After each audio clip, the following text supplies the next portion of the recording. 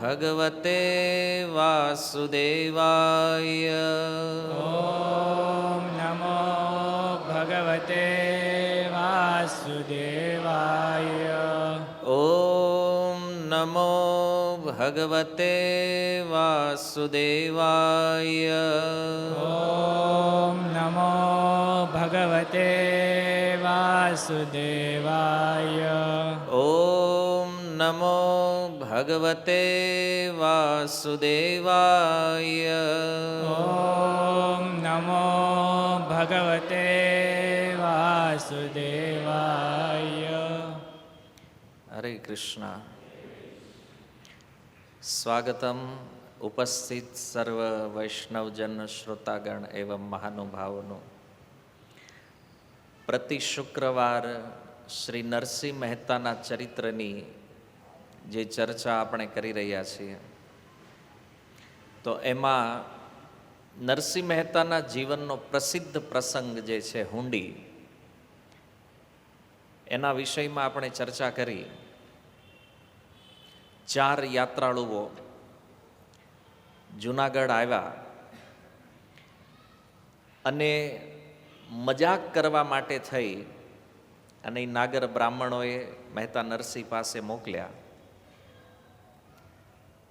મહેતાની ઈચ્છા તો નહોતી, પણ છતાં એ યાત્રાળુઓના આગ્રહથી એમણે હુંડી લખી આપી. અને એ હુંડી લઈને જ્યારે દ્વારિકા પહોંચ્યા તો જોયું કે આવો તો કોઈ શેઠ દ્વારકામાં છે જ નહીં. મનમાં વિચાર કરે છે કે આપણી સાથે બહુ મોટી છેતરપિંડી થઈ છે. વેશ તો ભક્તનો છે, પણ કાર્ય તો ઠગનું છે. દ્વારિકાની બજારમાં મહેતા નરસિંહની નિંદા પ્રારંભ કરી છે. પણ ભગવાનના મનમાં વિચાર થયો કે મારા નામે કોઈ આમ તેમ કાંઈ બોલે એનો વાંધો નથી, પણ ભક્તની વેલ્યુ જાય એ તો ભગવાન કે સહન થાય એવું નથી. તો છેક સંધ્યા ટાઈમે ભગવાન શામળશા શેઠનું રૂપ લઈને આવ્યા. શા માટે ભગવાને આટલું લેટ કર્યું છે એના વિષય પણ આપણે ચર્ચા કરી કે પોતાના ભક્તની મહિમાને વધારવા અને પ્રેમધનની વૃદ્ધિ કરવા માટે ભગવાન હંમેશા લેટ થાય છે થોડા પોતાના ભક્તો આગળ. અને જે ચરિત્રોમાં ભગવાન લેટ આવ્યા છે, તો ભગવાને એનો ઉત્તર આપ્યો છે કે એનું એકમાત્ર કારણ પ્રેમ ભક્તિની વૃદ્ધિ છે, પ્રેમ ધનની વૃદ્ધિ છે. સંધ્યા સમયે જ્યારે યાત્રાળુઓને મળ્યા છે ભગવાન, એક નવા વેપારી, એક નવું રૂપ અને આ અદ્ભુત વ્યક્તિત્વનું દર્શન કરી ચારેય યાત્રાળુઓના મનમાં એક આશા જાગી કે બધાને તો મળ્યા, આને નથી મળ્યા, આ બાકી છે. કદાચ આ શામળશા શેઠ હોય. અને પાછું બીજું કે ઈ ચારેયના કાને એક શબ્દ પડ્યો, કારણ કે ભગવાન કહેતા ને હુંડી કોની પાસે છે, ઈ દાવડા જ લઈને આવ્યા હતા. નરસિંહ મહેતાએ આપેલી હુંડી કોની પાસે છે? તો કીધું સામેથી આપણા નામની કોણ બૂમ પાડે છે અહીં દ્વારકામાં? ઓર વિશ્વાસ દ્રઢ થયો કે આપણે હાવ તો છેતરાણા નથી. એક તીર્થવાસીએ કીધેલું કે નરસિંહ જે છે ને એ કોઈ ઠગ નથી, ભક્ત છે. કદાચ આપણા પૈસા ન મળે તો વાંધો નહીં, દ્વારકાધીશના દર્શન તો થઈ ગયા, આનાથી મોટું બીજું શું જોઈએ? કે થોડીક સાંત્વના પોતાના મનને આપી. પણ મૂળ ભાવ એ છે કે આ ચારેયનો ઉદ્દેશ્ય તો ભગવાનના દર્શનનો હતો નહીં. દ્વારકા ગયા, મંદિરમાં ભગવાનના દર્શન થયા એટલે થઈ ગયું, ભગવાન તો મળી ગયા છે, પણ હવે પૈસા ગોતવાના છે.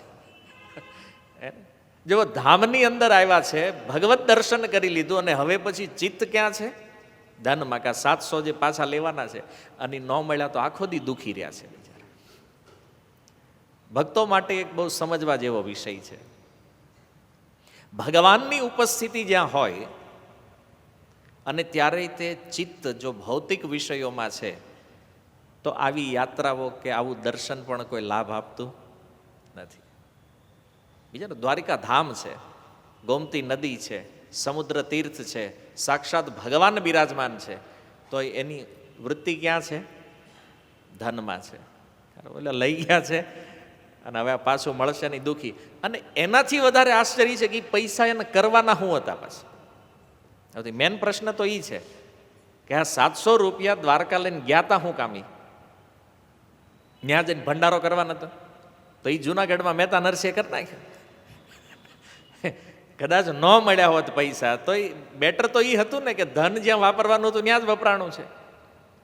પણ ઓલા નહીં નહીં, અમે દ્વારકામાં અમારે સાધુ સંતોની સેવા કરવાની છે એટલે એ પૈસા લઈને ગયા હતા.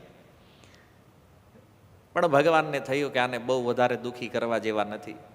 મળ્યા અને મળ્યા, પરિચય થયો. યાત્રાળુઓએ કીધું, શામળશા શેઠ બોલે એ હું જ છું. આખો દી ગોત્યા તમને. ભગવાન કે એમ તો હું મળતો નથી.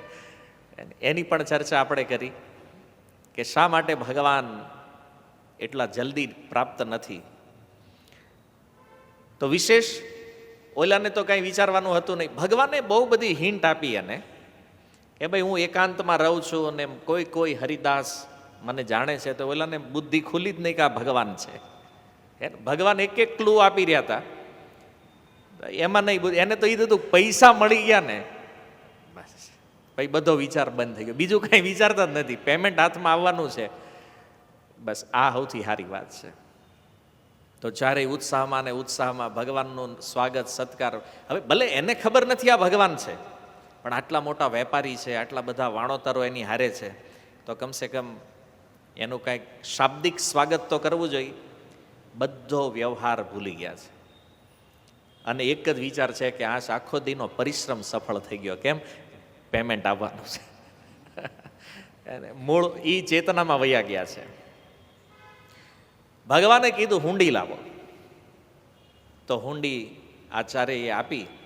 ભગવાને હુંડી ખોલીને જોયું મહેતા નરસિંહના અક્ષર, અને ભગવાને હુંડી પોતાના હૃદયે લગાડી. આશ્ચર્ય તો એ છે કે સાક્ષાત ભગવાનનું આ રીતે પ્રગટ થવું તીર્થયાત્રાળુઓની સામે, સ્વયં ભગવાનથી આ પ્રકારની કૃપા પ્રાપ્ત થવી. હવે પૈસા મળે છે તો કોણ આપવાવાળું છે? ભગવાન. એને ખબર નથી. અને આની સ્થિતિ શું છે એ બહુ જોવા જેવો વિષય છે. પણ આ બાજુ ભગવાને જ્યારે એ હુંડી જોઈ, ભગવાનને એટલી પ્રસન્નતા થઈ. કવિ લખે છે, અક્ષર ઓળખ્યા દીના નાથે રે, હુંડી ચાપી હૃદય સાથે રે, વાંચવાને વહેલી વહેલી રે, હરખે હરજીએ હુંડી ઉકેલી રે. ભગવાને અક્ષર ઓળખ્યા અને વાંચવાનો પ્રારંભ કર્યો. હુંડી ઉકેલવાનો અર્થ છે, મહેતાએ જે લખ્યું છે એમાં એક કોડવડ ભાષા છે, એક સિક્રેટ કોડ છે. એ કોડ ભગવાનને સમજવાનો છે. હુંડી ઉકેલવાનો મતલબ એ છે કે એ સમજાઈ જાય કે આ એની જ છે. નહીંતર એ સમયે તો કાંઈ ઇન્ટરનેટ હતું નહીં, તો કન્ફર્મેશન થાય, વેરિફિકેશન થાય કે આ એણે જ લખી છે, કોઈ બીજાએ લખી છે. તો એક સિક્રેટ કોડ અંદર નાખતા તો ભગવાન એને ઉકેલી રહ્યા છે કે આ ખરેખર મહેતા નરસિંહની છે ને. ભગવાનને કોઈ સંશય નથી, કારણ કે એને જો સંશય હોત તો ત્યાં આવે થોડા. આવી ગયા છે મતલબ સંદેહ નથી, પણ તોય મહેતાએ કીધું છે કે વાંચવાની છે એટલે ભગવાન વાંચી રહ્યા છે. નહીતર નરસિંહ મહેતાનું નામ આપે તોય પૈસા જ ભગવાન આપી દે, અને 700 એને શું ફરક પડે છે? કારણ કે વિચારો જેવું છે ને કે અંતે તો બધું ધન ભગવાનનું છે. અહીં ભલે દુનિયામાં કોઈ એમ કે આ મારું છે, બોલો કે આ મારું છે, પણ ઓલો મૂકીને મરી જાય છે જ ભગવાનનું ને. ભગવાન કે આપણું લઈને કોઈ કઈ જાય ક્યાં? એમ ઈશાવાસ્યમ ઇદમ સર્વમ, બધું જ ભગવાનનું છે, છતાં અહીંથી કોઈ કાંઈ લઈ શકે નહીં. ઓલા એમ કે નહીં આટલા બેંકમાં મારા અહીંયા. ભગવાન કે જે માથાકૂટ કરવું એ કરે. કેમ? કારણ કે તું ઉકલી ગયો ને પછી અહીંયા જ રહેવાનું છે, આનું કાંઈ થવાનું નથી. તો ભગવાન કે એમાં 700 આન દેવાના છે, કદાચ મહેતાના નામે આપી દે, ભક્તના નામે, તો શું વાંધો છે? ભગવાન માટે કોઈ પ્લસ માઇનસ છે નહીં. ઈશાવાસ્યમ ઇદમ સર્વમ, બધું જ એનું છે. તો હુંડીમાં સૌથી પહેલાં ભગવાન વાંચે છે, સ્વસ્તિ શ્રી દ્વારિકા ગામ રે, મુક્તિપુરી મનોહર ધામ રે, પરમારથી પરમ દયાળ રે, છો ગૌ બ્રાહ્મણ પ્રતિપાળ રે. લખે ને સ્વસ્તિન શ્રી ગામ, ત્યાંથી શરૂઆત જે થાય છે લખવાની, તો લખ્યું છે શ્રી ગામ દ્વારિકા અને મુક્તિપુરી મનોહર ધામ. 7 જે મોક્ષપુરીઓ છે એમાંથી એક દ્વારકાપુરી છે, અને એ દ્વારકાપુરી જે સુંદર મનોહર મુક્તિ આપવાવાળું ધામ છે, અને એમાંય તે પરમારથી પરમ દયાળ, પરમારથી પોતાના સ્વાર્થ વગર અકારણ જીવો ઉપર કૃપા કરવાવાળા જે ભગવાન છે, પરમ દયાળુ છે. અને વાસ્તવિકતા એ છે, ભગવાનથી વિશેષ દયાળુ કોણ છે? છો ગૌ બ્રાહ્મણ પ્રતિપાળ, ગાય અને બ્રાહ્મણોની વિશેષ રૂપથી રક્ષા કરવાવાળા જે ભગવાન છે, એના નામે આ હું ચિઠ્ઠી લખી રહ્યો. સંબોધન મહેતા નરસિંહ કરી રહ્યા છે ભગવાનનું. અને પત્ર જ્યારે લખીએ ને તો એમાં પહેલાં ગામનું નામ હોય અને પછી સંબોધન આવે. આ પત્ર લખ્યા હોય એને ખબર હોય. હવે મેસેજના જમાનામાં તો આની નહીં ખબર પડે કેવી રીતે પત્ર લખાય. આજે આપણે અહીંયા પત્ર લેખન સ્પર્ધા રાખીએ અને તમને કહે કે ભાઈ પત્ર લખો તો લગભગ ન લખતા આવડે. પત્ર કેવી રીતે લખાય? તો એની એક વિધિ છે જે મહેતાએ બતાવ્યું. પહેલાં ગામ, સરનામું, એડ્રેસ અને પછી સંબોધનથી પ્રારંભ કર્યું. તો સંબોધન લખતા હોય ને, શ્રી, શ્રીમાન, પ્રિય, પ્રિયતમ. તો ભગવાનને સંબોધન આપ્યું છે પરમારથી પરમ દયાળ, ગાય અને બ્રાહ્મણની રક્ષા કરવાવાળા જે ભગવાન. એટલે પહેલાં જ ભગવાનને યાદ અપાવી દીધું. પરમારથી મતલબ તમારો તો કોઈ સ્વાર્થ છે નહીં. સુહૃદામ સર્વભૂતાનામ, બધા જીવો પ્રત્યે તમે સમ છો, અને દયા કરવામાં તમે એક ડગલું પાછળ નથી રહેતા. તો પછી ભક્તો માટે તો તમે તત્પર રહ્યો છો. અને ગૌ બ્રાહ્મણ પ્રતિપાળ, એ લખવાનું કારણ શું છે? ભગવાનને યાદ દેવડાવે છે એના ગુણની. હાલાકી વાસ્તવિકતા એ છે કે ભગવાન ક્યારેય પોતાના ગુણને ભૂલતા, ભગવાન ક્યારેય ભૂલી જાય કે હું બહુ દયાળુ છું કે બહુ દાની છું, એવું નથી ભૂલતા. પણ ભક્તનો ભાવ છે આ. કારણ કે હુંડી લખી છે ને, તો મહેતા નરસિંહ થોડા વિચારમાં છે કે કદાચ ભગવાનને એમ થાય કે ભાઈ આની હુંડી સ્વીકારવા મારે શું કામ જવાનું જ નહીં. એટલે આ સંબોધન આપ્યું છે કે પ્રભુ પરમ દયાળુ છો તમે, અને એટલે તમારે આવવાનું છે. નહીતર કે ને ભગવાન તો રાજા છે દ્વારકાના, તો ભગવાન એવું કે ને ભાઈ જેની હુંડી હોય ને મારી પાસે મોકલો, હું ત્યાં શું કામ જાય? પણ પરમ દયાળુ છે ભગવાન. તો આ જે ઉપમા, જે સંબોધન ભગવાન માટે આપ્યું છે, એ ભગવાનમાં સ્વભાવ છે ઓલરેડી, પણ એને ખાલી સ્મરણ કરી રહ્યા છે કે પ્રભુ તમારામાં આ ગુણ છે. એનો અર્થ કે આ હુંડી પાછી આવવાની નથી. એટલું વિચારીને મહેતાએ લખ્યું છે કે જે સર્વ ઉપમા યોગ્ય છો સ્વામી રે, નાથ નાણાવટી માં નામી રે, પરમારથ કરતા તત ખેવ રે, શેઠ શામળ શાવા સુદેવ રે. આ નામ હારે આપ્યું છે ભગવાનને કે જે સર્વ ઉપમા યોગ્ય છો સ્વામી રે. પ્રભુ તમે તો એવા છો કે આ જગતમાં જેટલી પણ ઉપમા છે, ઉપમા સમજો છો ને, સરખામણી કોઈની હારે કરે. જેવી રીતે કોઈને કહે કે તમારું મુખ તો કમળ જેવું છે, હકીકત કોઈનું હોતું નથી. કમળ જેવું મુખ તો ભગવાનનું છે કહેવાય. અહીંયા ભલે વિચિત્ર હોય તોય એમ કહેતા હોય ને કે ભાઈ આ કમળ જેવું છે એમ. તો મતલબ મુખને કમળની ઉપમા આપી છે. તો મહેતા નરસિંહ કહે છે કે પ્રભુ આ સંસારમાં જેટલી ઉપમા છે, આ બધી ઉપમા તમારા માટે યોગ્ય છે. હકીકત એ છે કે ઉપમા જ્યારે ભગવાનને આપવામાં આવે ને ત્યારે એ ઉપમા વિચાર કરે છે કે આજ સારું છે કે અમારી સરખામણી ભગવાન સાથે થઈ ગઈ. કેમ? હવે કોઈ એમ કે ભગવાન કમળ જેવા સુંદર છે, તો કમળ જેવા થોડી છે ભગવાન. ભગવાન તો કમળથી કરોડો ગુણા સુંદર છે. પણ હવે આપણે કમળથી સારું કાંઈ જોયું જ નથી. આ દુનિયામાં એનાથી વધારે સુંદર હોવી જોઈએ ને કાંઈ કે જેની ઉપમા આપીએ કે ભગવાનને. તો એટલા માટે મહેતાએ કીધું કે તમે જે છો એની કોઈ ઉપમા, બધી ઉપમા તમારા માટે છે આ જગતમાં. કારણ કે તમારાથી સુંદર કોઈ નથી, એટલે તમે શ્યામ સુંદર છો. ભાગવતની અંદર એક સુંદર શબ્દ પ્રયોગ થયો છે ભગવાન માટે, ભૂષણ ભૂષણાંગમ. મતલબ કે જ્યારે કોઈ આભૂષણ ભગવાન પહેરે ને ત્યારે ભગવાનની નહીં, આભૂષણની સુંદરતા વધે છે. કારણ કે ભગવાન તો ઓલરેડી એટલા સુંદર છે કે એ વસ્તુને ધારણ કરવાથી વસ્તુની શોભા વધે છે ભગવાનના કારણે. આપણે ઘણીવાર જોતા હોય કે ભગવાનનો શ્રૃંગાર જ્યારે થાય ને તો જે બ્રેસલેટ કે હાર કે જે પર એ હોય સિમ્પલ મોતીનું જ તે સામાન્ય, અને એ મોતીનો હાર બનાવીને કદાચ અત્યારે દુનિયામાં કોઈ માતાઓને પહેરવા આપો ન પહેરો તમે. જે ભગવાન પહેરે છે એ બધા છે ને મોટા મોટા ડાયમંડ ને આવું બધું પહેરીને તમને આપ્યું તેમ ન પહેરો. પણ એ જ હાર તમે જોવાનું પસંદ નથી કરતા, પણ એ જ્યારે ભગવાન પહેરે છે ત્યારે આખી દુનિયા દર્શન કરે છે. થાય છે ને મંદિરોમાં, નહીંતર એ મટીરિયલ ક્યાંથી આવ્યું છે? ચૌટામાંથી જ લાવ્યું. દામોદર પહેરે છે ને ત્યારે એની સુંદરતા એક અલગ સ્તર ઉપર છે. તો એ મહેતા કહી રહ્યા છે કે સર્વ ઉપમા યોગ્ય ભગવાન છે. એ ઉપમાની પણ ઉપમા વધે છે જ્યારે એને ભગવાન સાથે જોડવામાં આવે છે. અને નાથ નાણાવટીમાં નામી રહે. નાણાવટી કોને કહે છે?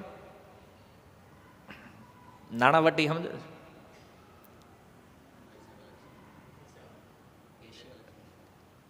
નાણાવટી મતલબ જે ધીરધારનો ધંધો કરતા હોય એને નાણાવટી કહેવાય. તો નાણાવટીના જેટલા પણ વેપારીઓ છે, મતલબ એ શેઠ દ્વારકામાં, એમાં મહેતા નરસિંહ કહે છે તમે નામી. નામી મતલબ જેમ અત્યારે ઉદ્યોગપતિમાં અંબાણી છે હે ને, એને નામી કહેવાય. એમ ઉદ્યોગપતિ તો ઘણા છે ભારતમાં, પણ નામી કોણ છે? અંબાણી છે. એમ જેટલા દ્વારકામાં વેપારી છે એ તો એક હુંડીને લઈને મહેતા નરસિંહ બોલ્યા, પણ આખા જગતમાં સૌથી મોટા વેપારી કોણ છે? ભગવાન છે ને. તો કીધું નાણાવટીમાં નામી મતલબ જેટલા પણ વેપારીઓ છે સંસારમાં, વેપાર બધા કરે, પણ પ્રભુ જે વેપાર તમારી પાસે છે ને એ કોઈની પાસે કેમ? એક તો તમે કોઈનું ઉધાર નથી રાખતા ક્યારેય. ભગવાન કોઈ દી ઉધારી નથી રાખતા. અને જેવો ધંધો ભગવાન કરે છે એવો બીજા કોઈ કરતા નથી. ભગવાનનો ધંધો કેવો છે ખબર છે? પત્રમ પુષ્પમ ફલમ તોયમ યોમે ભક્ત્યા પ્રયચ્છતિ. કોઈ પ્રેમથી કાંઈ આપે તો એની બદલે ભગવાન પોતાને આપી દે છે. આનાથી મોટો નાણાવટી દુનિયામાં કોણ છે? શેઠ કાંઈ વસ્તુ આપે, ધન આપે, એ પોતાને થોડી આપી દે. પણ જો ભગવાનને કોઈ વ્યક્તિ થોડું એવું કાંઈ આપે તો ભગવાન સ્વયં પોતાને આપી દે છે. આ ભગવાનનો વ્યવહાર છે, આ એનો વેપાર છે. પરમાર્થ કરતા તત્ખેવ. તત્ખેવ મતલબ કે પરમાર્થ કરવામાં ભગવાન થોડી વાર નથી લગાડતા. અને એવા જે ભગવાન, એનું નામ છે શેઠ શામળશા વાસુદેવ રે. હમણાં એક વિડીયોમાં એક વ્યક્તિએ પૂછ્યું ભગવાન કૃષ્ણનું આખું નામ શું છે? તો ઓલા કીધું કૃષ્ણ. એમ નહીં, પૂરું નામ ફૂલ. તો જવાબ નહોતો. ભગવાન એના પિતાનું નામ ને એની સરનેમ ખબર હોય છે ને, કૃષ્ણ વાસુદેવ યાદવ. કારણ કે ચેક લખ્યો હોય તો એમાં નામ પૂરું, તો આમાં લખ્યું છે એમણે શેઠ શામળશા વાસુદેવ રે. શામળશા શેઠ બનીને તો આવ્યા છે ભગવાન, પણ વાસ્તવમાં એ કોણ છે? સ્વયં ભગવાન છે. વસુદેવના પુત્ર છે ને, એટલે વાસુદેવ સંબોધન કર્યું છે. કારણ કે દ્વારકાના પરિકરોને ધ્યાનમાં લઈ અને મહેતા નરસિંહે ભગવાનનું આ સુંદર નામકરણ કર્યું છે, શેઠ શામળશા. હવે મહેતા નરસિંહ પોતાનો પરિચય આપે છે. ભાઈ હુંડી લખી છે કોણે, પત્ર કોણે લખ્યો છે, અને એની વિષય વસ્તુ શું છે? તો એમાં એણે કીધું મારો જૂનાગઢમાં વાસ રે, લિખિતંગ સેવક નરસૈયો દાસ રે, લીધા રૂપિયા 7 શેરે, ઉઠસેથી બમણા નાથ રે. કે છે મારો જૂનાગઢમાં વાસ છે, હું જૂનાગઢમાં રહું છું, અને સેવક નરસૈયો દાસ. પહેલા સેવક લખ્યું છે કે પ્રભુ હું તમારો સેવક છું, પછી નામ આપ્યું સેવક, એટલે ભગવાન કે મારા તો અનલિમિટેડ સેવકો છે.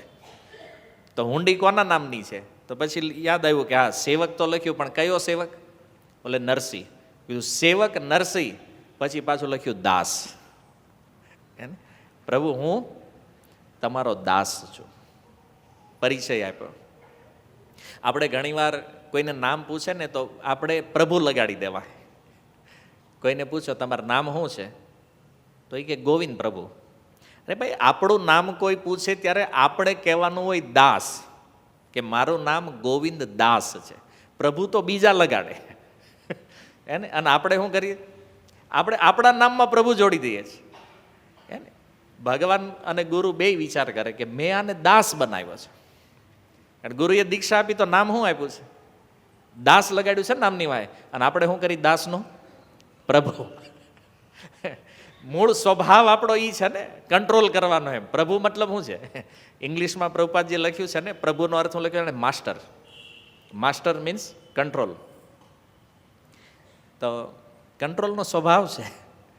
પણ મહેતા નરસિંહે પોતાનો પરિચય આપ્યો છે દાસ, કે જે લિખિતંગ સેવક નરસૈયો દાસ રે. તો આગળ સેવકે લગાડ્યું ને પાછળ દાસય લગાડ્યું. કારણ શું છે? મહેતા નરસિંહ કહે છે પ્રભુ મારી તો કોઈ યોગ્યતા નથી કે હું તમને કાંઈ ઓર્ડર આપી શકું, લખી શકું પત્ર કે હુંડી. પણ એટલું સમજજો કે આ હુંડી લખી છે તો એનું એકમાત્ર કારણ એ છે કે હું તમારો દાસ છું, સેવક છું, અને તમારા આશ્રયમાં છું.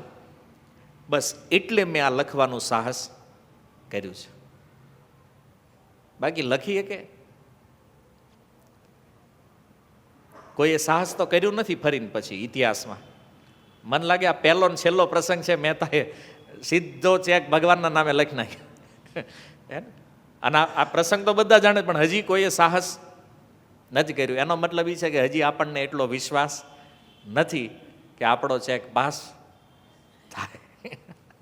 આપણે બધા ચેક રિટર્ન વાળા છીએ. એટલે મહેતાએ એક એ સમજાવ્યું કે પરિચય હંમેશા શું આપવો જોઈએ? તો ભગવાનને એ પ્રિય છે ને, કોઈ કે હું તમારો દાસ છું. અને આ જ વાસ્તવમાં આપણી ઓળખ છે. જીવેર સ્વરૂપ હૈ કૃષ્ણેર નિત્ય દાસ. વાસ્તવિક ઓળખ છે જે મહેતા નરસિંહ અહીંયા પ્રસ્તુત કરી છે. અને દાસ કહેવાનો એક ભાવ એ પણ છે કે દાસ હોય ને એ ક્યારેક ભૂલ કરે. આપણે કોઈના અંડરમાં હોય અને આપણે ભૂલ કરીએ તો કહી દઈએ ને ભાઈ હું તો નાનો છું, જવા દો ને. હવે મોટા લોકોનો સ્વભાવ છે માફ કરી દેવો. પણ મહેતાએ દાસ સંબોધન કરીને ભગવાનના એટ્રેક્શનને પહેલાં લીધું છે. પ્રભુ હું તમારો છું એટલે તમારા માટે લખ્યું છે. અને એક ભૂલ મેં કરી છે. શું કરી છે? લીધા રૂપિયા 700 રે. 700 મતલબ 700 રૂપિયા લીધા છે. ઉઠશે થી બમણા ના, 350 થી ડબલ છે. તો 700 કીધા ભગવાન નો સમજી જાય. પણ મહેતા કે કદાચ મારા અક્ષરમાં કંઈક ગડબડ હોય ને, ભગવાનને એમ થાય કે આ 7 રૂપિયા લીધા છે, 700 કે 70 ખબર નહીં પડે, એટલે કીધું 350 થી બમણા, મતલબ 350 ના ડબલ 700 લીધા છે. મહેતાના લખતા તો ખબર નહીં કેમ થયું હશે, કલમ કેમ હાલી હશે. ભગવાનને કહેવાનું પૈસા લઈ લીધા છે એને. નહીતર તમે જુઓ કે જેટલા જેટલા ભક્તોના ચરિત્રો જોયા, બધા પૈસાથી દૂર ભાગે. પૈસા હારે બહુ વ્યવહાર વહીવટ કરે નહીં. આ મહેતા એક ભગત એવા છે કે એણે લીધા. અને હું કામ લીધા એ આપણે ગયા વખતે ચર્ચા કરી. એ ભક્તનો સ્વભાવ છે કે જે ધન આવ્યું છે ભગવાનની સેવામાં વાપરે છે. એટલે મહેતા નરસિંહ એવા નહોતા કે અમે કાંઈ લેતા નથી, લઈએ છીએ, પણ બધું જ ભગવાનની સેવામાં વાપરી નાખીએ છીએ. પાછું પ્રભુપાદજીનો તે આ જ સિદ્ધાંત હતો કે દુનિયાના લોકો જેટલું પણ ધન આપણને આપી રહ્યા છે, તો આપણું કર્તવ્ય એ છે કે એને કૃષ્ણ સેવા અને કૃષ્ણ પ્રચારમાં એનો પ્રયોગ કરીએ. છતાં ઘણા લોકો આજ પ્રભુપાદની વાત નથી માનતા અને મંદિરોમાં પૈસા ભેગા કરે, પછી બાંધે. એ તો થાનું અર્થ અનર્થસ્ય મૂલનમ. પ્રભુપાદજીએ કીધું જ વાપરો, નહીં વાપરો તો લડો. એને કળિયુગનો એમાંય વાસ છે ને. અર્થ જ અનર્થનું મૂળ છે, એટલે સમસ્યા છે. તો મૂળ ભાવ એ છે કે મહેતા નરસિંહે આ ધનનો સ્વીકાર કર્યો છે કારણ કે ભગવાનની સેવા એણે કરી છે. એ તો ઓલા હતા ત્યારે જ ભંડારો કરી નાખ્યો હતો એણે. તો આ બાજુ ભગવાન હુંડી આગળ વાંચતા મહેતા નરસિંહ લખે છે, લખી હુંડી માહે એંધાણી રે, ગરથ આપીને પીજો પાણી રે, એક ઘડીનો નહીં ઉધારો રે, ત્યારે રહેશે કાર્ય મારો રે.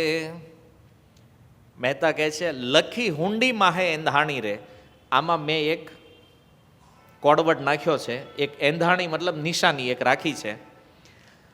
એ નિશાની તમે ઓળખી લેજો અને જેવી ઓળખ થાય પહેલા આનું પેમેન્ટ કરજો, પછી બીજું કામ કરજો જે કરવાનું હોય. હે, ગરજ આપીને પીજો પાણી, મતલબ આ જે પેમેન્ટ દેવાનું છે એ પહેલા આપજો. તરસ લાગી હોય તો એ બધું પછી, પાણી પછી પીજો. પહેલા આને ચૂકતે કરવાનું છે. કેમ? એક ઘડી તે ઉધારી ન રહેવી જોઈએ. અને આ વાત બરાબર છે. ભક્તો, પહેલી વાત તો ભક્તોએ કોઈ દી લેણું કરવું જોઈએ નહીં. પ્રભુપાદજીએ ગીતાના એક તાત્પર્યમાં લખ્યું છે, ભક્તોએ ઉધારી ન કરવી જોઈએ ક્યારેય. આ બહુ મોટું ડિસ્ટર્બન્સ છે ભજનમાં. એટલા માટે, કારણ કે ભગતની માથે ઉધારી હોય તો પછી આંગળી ઉઠાવવાળા કેટલા આવે? એમ કે ને પેલા માળા બંધ કરી પેલા પેમેન્ટ કરે મારું. તો ભક્તિ માર્ગ ઉપર કલંક લાગી જાય આનાથી. એટલે મહેતાએ કીધું કે એક ઘડી માટે પણ હું ઉધારી રાખવા માંગતો નથી. એટલા માટે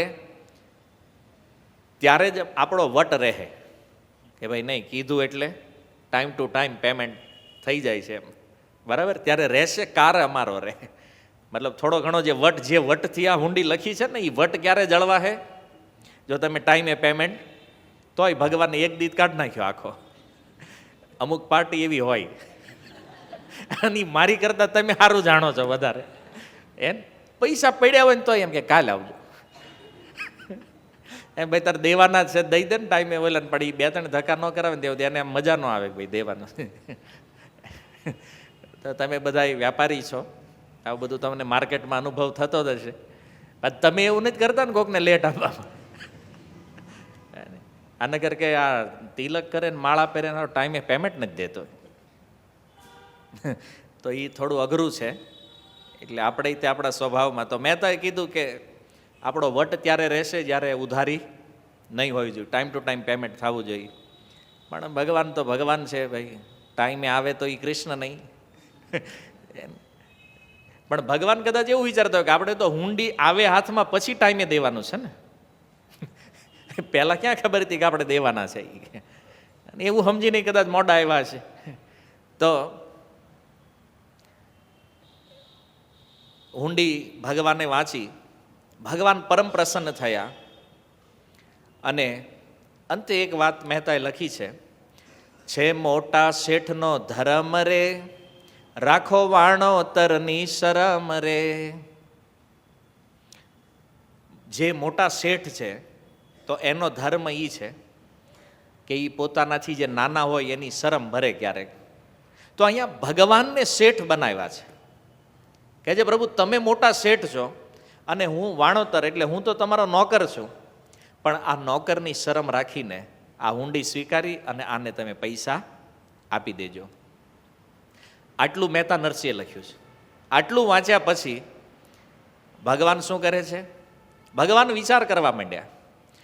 આવડું લખવું પડ્યું તે શાને રે, મસ્તક ધૂણાવ્યું શ્રી ભગવાને રે. આટલું વાંચતા ભગવાનના મનમાં વિચાર થયો કે મહેતા આટલું લાંબુ લખવાની શું જરૂર હતી તમારે? આટલી ચિઠ્ઠી, જે પત્ર તમે આ લાંબો લખ્યો છે હુંડી, ભગવાન માથું ધૂણાવવા માંડ્યા કે આ લખવાની જરૂર નહોતી આટલું. કરે ને આમ કોઈની ઉપર જ્યારે બહુ અતિ પ્રેમ જ્યારે આવે તો પ્રેમીઓનો આ વ્યવહાર નથી. અને પ્રેમમાં જ્યારે કોઈ ફોર્માલિટી કરે તો પછી સામેવાળા કહે ને આ જરૂર નથી આ કરવાની. એ રીતે તમે વ્યવહારમાં કહેતા હશો ને કે ભાઈ પ્રેમમાં નો સોરી નો થેન્ક યુ, આવું હાલે છે ને, સોરી નહીં કહેવાનું, થેન્ક યુ, આવું બધું ન હોય પ્રેમમાં એમ. તો અહીંયા તો વાસ્તવિક પ્રેમ, વિશુદ્ધ પ્રેમ છે ભગવાનમાં. તો ભગવાનને થયું આટલી બધી ફોર્માલિટી શું કામ આપણી ભાષામાં? હે ને? ભગવાન માથું ધૂણાવવા માંડ્યા કે મહેતા આ ખોટું કર્યું તમે, આવડું લખવાની જરૂર નથી. અને એ તીર્થવાસીઓને સંભળાવતા ભગવાન બોલ્યા, લખ્યાનું કામ નહોતું લેશ રે, હું તો આપત રૂપિયા સંદેશ રે. તીર્થવાસીને કહ્યું વિનાશે રે, આવ્યા રૂપિયા અમ પાસ રે. કે છે આ લખવાની બિલકુલ જરૂર નહોતી. લખ્યા મતલબ હુંડીની તો જરૂર નથી. તમે દ્વારકા આવીને ખાલી એટલું કીધું હોત કે મહેતા નરસિંહે કીધું છે 700 દેવાના, ભગવાન કે હું એમનામ આપી દેત.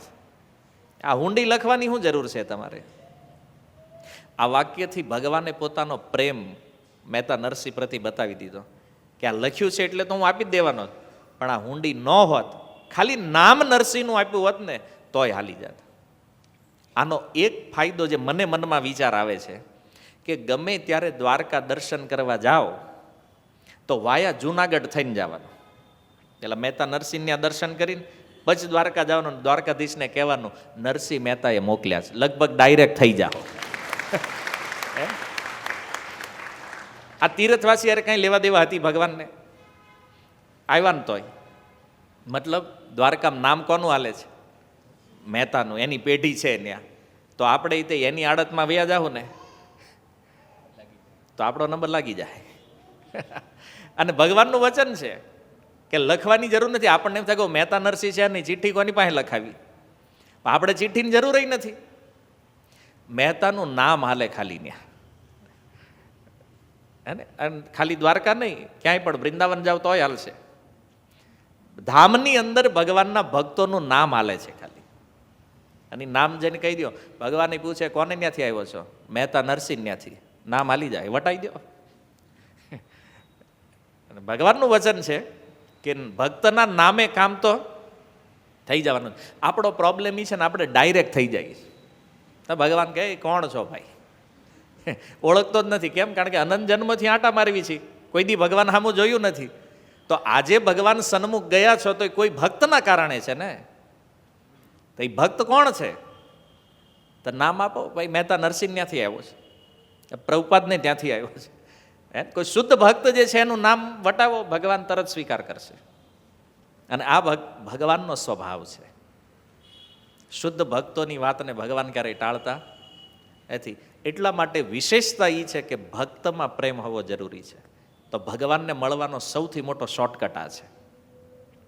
કોઈ શુદ્ધ ભક્ત સાથે કનેક્શન, એનો અર્થ ભગવાનના દર્શન. આ સીધી વસ્તુ છે. કેટલું સિમ્પલ સિદ્ધાંતની આ વાત ભગવાનના પયારમાં બોલી રહ્યા છે. પણ આપણો પ્રોબ્લેમ એ છે કે ભગત નહીં, ડાયરેક્ટ. કારણ કે આમાં આપણે વેપારી ને, ગુજરાતી એટલે વેપારી બુદ્ધિ છે. અને હંમેશા આપણે ડાયરેક્ટ વાળું જ ગોતતા હોય. પણ જો ધંધામાં ભલે તમે ડાયરેક્ટ થતા હોય, એ વાત જુદી છે. ભક્તિમાં ઊંધું છે. અહીંયા જેટલું વાયા ચાલશું એટલું જલ્દી જશું. વાયામાં ફાયદો છે, ડાયરેક્ટમાં નથી. એટલે દાસ શબ્દ જે છે ને આપણને આપવામાં આવે છે. આપણને યાદ રહે, દાસ દાસાનો દાસ. આ પરંપરા છે. તો ભગવાને કીધું કે આ લખવાની જરૂર નહોતી. એમ તો ખાલી સંદેશ આપી દીધો. ભાઈ મહેતાએ કીધું 700 દેવાના જ. ભગવાન કે હું આપી દેત. તીર્થવાસીઓને ભગવાને કીધું પૈસા આવી ગયા છે મારી પાસે, હવે તમારે ચિંતા કરવાની જરૂર નથી. અને બોલ્યા ચારેય આખો દી ખાધું પીધું તો નહોતું, પણ તોય ભૂખ વહી ગઈ. અને ભગવાને કીધું પૈસા મારી પાસે આવી ગયા છે. તો વિચાર તો એ હતો કે ભગવાન જ્યારે બોલ્યા પૈસા આવી ગયા તો ચારેય વિચારમાં તો પડ્યા એ કે આપણી નજર સામે ઓલા વાપરી નાખ્યા ત્યાં. અને અહીંયા સામળસા શેઠ કે આવી ગયા તો એનું મગજ તો કામ કરતું નથી. એ કે ગમે એ હોય, આપણે એમાં નથી ઊંડું ઉતરવું. પણ એ કે પૈસા આપણા આવી ગયા છે ને એ મહત્વની વસ્તુ છે. આપણા પૈસા ખોટા થયા નથી. બસ બાકી બધી વાત જવા દો. તો આ રીતે ભગવાને એને જ્યારે કન્ફર્મેશન આપી દીધું પછી ઓલા તીર્થવાસી જે છે એણે પૂછ્યું એ કે આ નરસિંહ તમારા શું થાય? અમે જેની હુંડી લઈને આવ્યા, તમે એટલા મોટા શેઠ દેખાવ, તમારો સંબંધ શું છે બેયનો? ત્યારે ભગવાન કહે છે પરિવાર જીવે શામળ શાનો રે, તે આશરો નરસૈયાનો રે, અમ નરસૈયાના કહેવાય રે, અમને વેચે તો વેચાવું રે. શું ઉત્તર આપ્યો છે ભગવાને? કે છે પરિવાર જીવે શામળશાનો રે. મતલબ શામળશા એટલે ભગવાન પોતાનું કહે છે આ મારું જે પરિવાર જીવે છે ને એ અમારે નરસિંહનો આશરો છે ને એટલે અમે જીવવી છીએ. બોલો. એટલે હવે દ્વારકાધીશ છે, સોનાની નગરીમાં રહે છે અને ભગવાનનો પરિવાર કેવડો છે ખબર છે ને? 1 કરોડ લોકો છે અને આખું યાદવ ફેમિલી ગણો તો 56 કરોડ છે દ્વારકા. ભગવાન કે અમારો આખો પરિવાર જીવે છે, અમારી રોજીરોટી જ મહેતા નરસિંહ ઉપર હાલે છે કે. અને આ કેવલ ભગવાન બોલ્યા નથી, સત્ય ભગવાનનો એ ભાવ છે. ભગવાન પોતાને નરસિંહના દાસ માને છે. જવૈયા સિદ્ધાંત એ યથા મામ પ્રપદ્યંતે. કોઈ ભગવાનને જો પોતાના સ્વામી માને તો ભગવાન એ ભક્તને પોતાના સ્વામી માને છે. આ ભગવાનનો સ્વભાવ છે. એવું નથી કે ભજન કરાવીને આપણને તોડવી નાખશે, માળાઓ કરાવી. ગયા વખતે આપણે ચર્ચા કરી ને, ગોપીઓએ પૂછ્યું કે અમે તો તમારું સ્મરણ ચિંતન કરી, તમે શું કરતા? બોલે હું તમારું ભજન કરતો. એ યથા મામ પ્રપદ્યંતે. આ ભગવાનનો સ્વભાવ છે. અમે તો નરસિંહના કહેવાય ભાઈ. અને ત્યાં સુધી ભગવાને બોલ્યા કે નરસિંહ એમ કે આ શામળશાને વેચવાનો છે તો ભગવાન કે અમે તો વેચાઈ જઈએ એના માટે. આનાથી મોટું સમર્પણ બીજું શું હોય ભગવાનનું? કયો ભાગવતમાં કીધું છે ને, અહમ ભક્ત પરાધીન. ભગવાન કે મારો ભક્ત મને વેચે તો હું વેચાવા માટે પણ તૈયાર છું. સંબંધ બતાવ્યો ભગવાને નરસિંહ યારે. એને અમારો તો આશરો ઈ છે. ભગવાન આ સંસારમાં જીવ કે અમારો આશરો ભગવાન છે તો એક વાત સમજ્યા, પણ ભગવાનને પૂછે તમારો આશરો ભક્ત. અને આ સ્વયં ભગવાનના વચન છે. જુઓ, વેચે ને તો વેચાવા માટે અમારે તો તૈયાર રહેવું પડે. તો ઓલા કન્ફ્યુઝ થઈ ગઈ કે શેઠ આ છે કે નરસિંહ છે, કંઈ ખબર નથી પડતી કેમ. એને શેઠ કોણ છે? જોવામાં તો આ લાગે છે, પણ આ શું કે છે? અમે એના આશ્રય છીએ. અને ઓલા એમ કે છે શેઠ ઈ છે, હું એના આશ્રય છું. તો તીર્થયાત્રીઓ કન્ફ્યુઝ. પણ એને તો એક જ વસ્તુ હતી મગજમાં, કોઈ કન્ફ્યુઝન આપણે અત્યારે ખોલવાનું, પૈસા મળી જાય તો ગંગા નાયા. બસ એ તો એક જ મૂળમાં હાલી રહ્યા છે. અને ભગવાનને થયું કે હવે આને ઈચ્છા જ પૈસાની છે. ભગવાનને તો એમ હતું કે ભાઈ મહેતા નરસિંહે મોકલ્યા છે તો થોડી ઘણી કંઈક ચર્ચા કરું ને તો આ મને ઓળખી લે, આનું કલ્યાણ થઈ જાય. પણ ભગવાને જોયું કે આમાં કાંઈ નીકળે એમ નથી, આ તલમાં તેલ નથી. કેમ? કારણ કે આટલું સ્પષ્ટ ભગવાને કર્યું છતાં કે ભગવાને વિચાર લીધું આનો તો લક્ષ્ય કેવલ પૈસા છે એટલે આની નજર અમારી બાજુ આવવાની નથી. તો ભગવાને પછી બધી લીલા ત્યાં પૂરી કરી અને સીધું જ ઉદ્ધવને કીધું, ઉદ્ધવ કોથળી છોડો. છોડી કોથળી કરુણા કરી રે, કાઢ્યા રૂપિયા મુઠ્ઠી ભરી રે, જોવા મળ્યા ચૌટાના લોક રે, ગણ્યા આપ્યા રૂપિયા રોક રે. જેવી થેલી ખોલી, મુઠ્ઠી ભરીને અંદરથી સિક્કા કાઢ્યા ને પછી વાણો તો હારે હતા. ભગવાને કીધું મંડો ગણવા હાલો. હે ને 700 રોકડા ગણી દીધા ભગવાને. અને આ દ્રશ્ય જોવા પછી તો લોકો મંડ્યા ભેગા થવા કે આની હુંડી પાસ થઈ ગઈ છે નરસિંહની. અને નરસિંહ નામ તો સાંભળ્યું હતું. એક પછી એક લોકો જોવા બધા આજુબાજુમાં ટોળું થઈ ગયું અને વચ્ચે રૂપિયા રોકડા ગણાય છે 700. 7 કરોડ રૂપિયા કોઈ રોડે ગણે તો જોવા લોકો ઊભા રહે કે નહીં?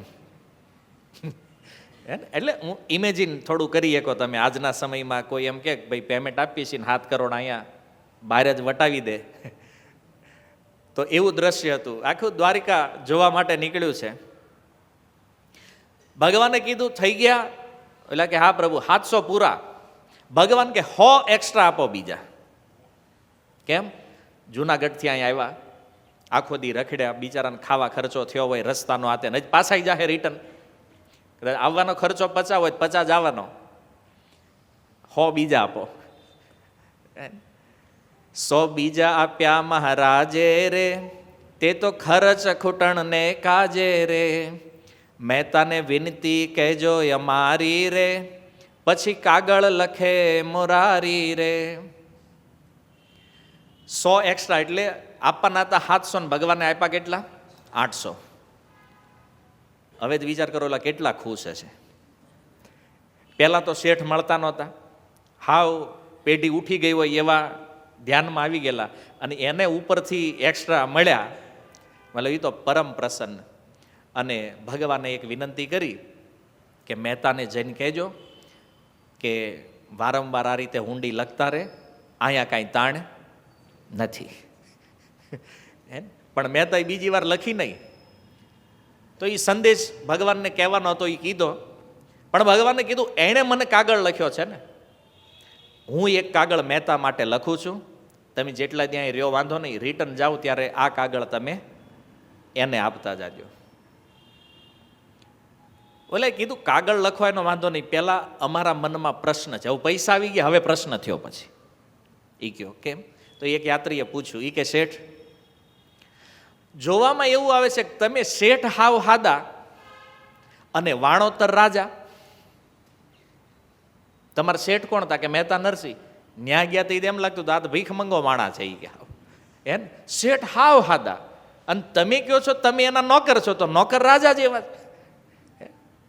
આ કાંઈ સમજાતું નથી કે આ ઊંધું કેમ છે. શેઠ સાદા ને વાણોતર રાજા, આવું કેમ? ક્યારેય એવું જોયું દુનિયામાં કે સૂર્ય કરતા અરુણનું તેજ વધારે હોય? ક્યારેય દુનિયામાં એવું જોયું કે ભગવાન રામ કરતા વાંદરાનું પરાક્રમ વધારે હોય? ક્યારેય દુનિયામાં જોયું કે સમુદ્ર કરતા ગંગાજીમાં તરંગો વધારે હોય? ક્યારે જોયું છે કે ચંદ્ર કરતા નક્ષત્રોનું તેજ વધારે હોય? હીરા કરતા હીરાકણીનું તેજ વધારે હોય? આવું દુનિયામાં તો ક્યાંય મેં જોયું નથી. તો અહીંયા અવળું કેમ કે શેઠ સાદા ને વાણોતર રાજા? ભગવાન કે જો સમુદ્રને ક્યારેય તરસ લાગતી નથી. સમુદ્ર કોઈ દી કે મારે ગંગાજળ પીવું છે, કેમ? તો કે મારું પાણી ખારું છે. તો સમુદ્ર ક્યારેય ગંગાજળ પીવાની ઈચ્છા કરતો નથી. સૂર્યને કોઈ દિવસ દીવાની જરૂર પડે? સૂર્ય કોઈ દી કે આ બહુ અંધારું છે, અમારે ત્યાં ચાલો દીવો કરીએ. સૂર્યલોકમાં કોઈ એમ કે દીવો કરવો કેવું લાગે? નથી. અમૃત જેણે પીધું છે એ કોઈ દી એમ કે હવમન કંઈક દવા આપો શરદીની તાવની. એમ ભાઈ અમૃત પી ગયો છે તો રોગ તો થવાનો નથી એને. તો એ ક્યારેય ઔષધિની જરૂર નથી. એવી રીતે હે યાત્રાળુઓ સાંભળો, ભક્ત જે છે એ ધન સંપત્તિને તુચ્છ માને છે. એના માટે આ બધાની કોઈ વેલ્યુ નથી. અને એ સાદગીને પસંદ કરે છે, સિમ્પલ રહેવા માગે છે. અને હકીકત જે સિમ્પલ છે એ ભક્ત છે. Simple living and high thinking, પ્રભુપાદજીનું આ સૂત્ર છે. જેણે ભક્ત બનવું છે, તમારી પાસે ભલે કરોડો રૂપિયા હોય, તમે બહુ સારા રીચ ફેમિલીમાંથી આવતા હોય, પણ ભક્ત બનવા માટે સિદ્ધાંત તો આજ અપનાવવો પડશે, simple living and high thinking. ભક્તિ તો થાય. બાકી જે પડ્યું છે એ બધું તમારું પરિવાર સમાજ જેને વાપરવું એ વાપરે. બુદ્ધિમાની હોય તો ભગવાનની સેવામાં વપરાય. બાકી સ્વયં પોતે જો ઇન્દ્રિય ભોગમાં લાગ્યા તો પછી વાત પૂરી છે. એ ભજનનો કોઈ એમાં પ્રભાવ રહે નહીં. અને વાસ્તવમાં ભક્ત બનવાની ઈચ્છા થાય ને ત્યારે ભોગની ઈચ્છા ઓછી જ થવાની છે એમથી. એટલે જો ઇસ્કોનની અંદર પણ બહુ મોટા મોટા ભક્તો આવ્યા, પણ એનું લાઈફસ્ટાઈલ તમે જુઓ ને એકદમ સિમ્પલ. ભલે એની પાસે સંપત્તિની કમી નથી, પણ એનો અર્થ એ નથી કે એનો ભોગમાં પ્રયોગ કરવો. એને સંપત્તિનો ઉપયોગ તો ભગવત સેવા છે. મહેતા નરસિંહ બતાવ્યું છે. તો ભગવાને કીધું કે ભક્ત સંપત્તિને તુચ્છ માને છે, સાદાઈને પસંદ કરે છે. એટલા માટે મહેતા છે ને એમ રહે છે સિમ્પલ. ભગવાન મનમાં વિચાર કરે કેટલી વાર એને કીધું કે ભાઈ આમ કાંઈક હવે મારો ભગત છે તો ભાઈ થોડોક ટીપટાપ હોવો જોઈએ ને, ઠીકઠાક. અને આ હાવ એકદમ વૈરાગી છે હે ને, અને હવે તો પત્ની નથી ને પુત્ર નથી, એટલે હાવ આમ મજા મજા છે એને.